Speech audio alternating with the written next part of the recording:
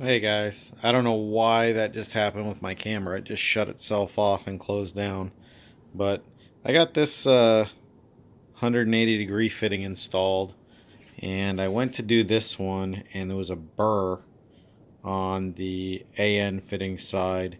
So I pulled that fitting out. I'm going to get a new one to replace it. I could probably force the fitting on, but I don't want to have to, because if I ever have to take it off, I don't want to have to worry about boogering it up or anything else.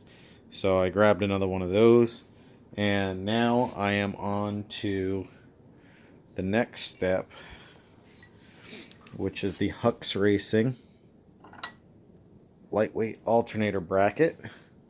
So it uses the one stud up top, a bolt here, which that one's going in super tight. I might have the wrong size bolt because I'm replacing all my stock bolts with new stuff. So I'm going to check that in 1 second. I might have just grabbed a one size larger than I needed, which I think I did not.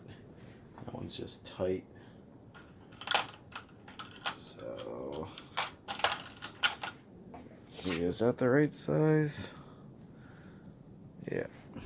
So we'll give that one a try.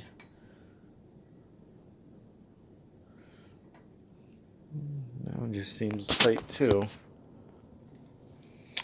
Alright, so it wasn't really tight. It was just because I actually painted the block after I had gotten this. So I think it was just a little bit of junk stuck in the threads. There we go. Now I'm obviously just putting these in with the 1/4-inch ratchet right now. I'll go back over these with a something a little bit more substantial. I'll actually torque these to the factory spec. I want to get the alternator on and see how it's gonna look. Now, one thing I already had on was this piece, and the reason why is I actually milled this down to take as much weight out of it as I could when I lopped off the big ear that used to come up. So I had to space this out properly. So let me grab the alternator and we'll get that bolted up and see how that fits. Alright, so stuck the alternator on, got the bolt in. There's a spacer that goes right in here, and it can be kind of a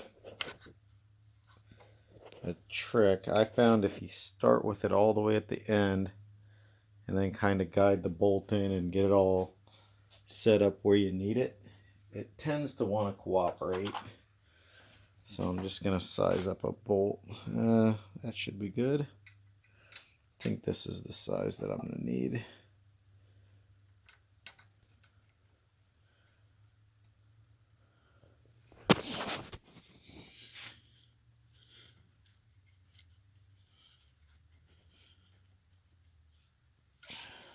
I think that's a 12. Yep. And this one will cooperate and get off my socket. Wrench. There we go.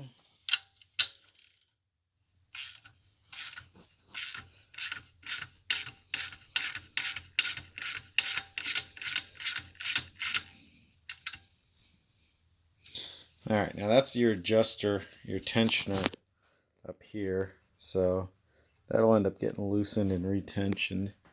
I'm actually going to find a longer bolt for that. That one barely gets in there. So we're going to want a little bit longer. Now this is the drawback to using all new bolts, is I had them all set aside and I moved where I had my stand. That should be 5 millimeters longer. Yeah. I moved where I had my shelf of parts, and all the screws got mixed up. So unfortunately, I couldn't just resize them based off of the stock bolts. Alright, now that's snugged. That looks better. This one is a 14. Now I will say that this bracket from Hux is very well designed in that it drops right in. It fits perfect. Well, I don't know why this won't focus. There we go. So I can't complain at all.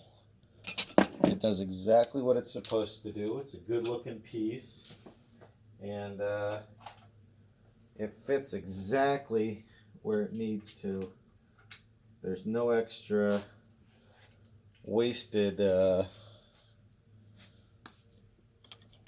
metal or anything on this. It's just a nice, clean, simple part that does what it needs to and doesn't do anything else that it doesn't need to. So I'm just going to run this down.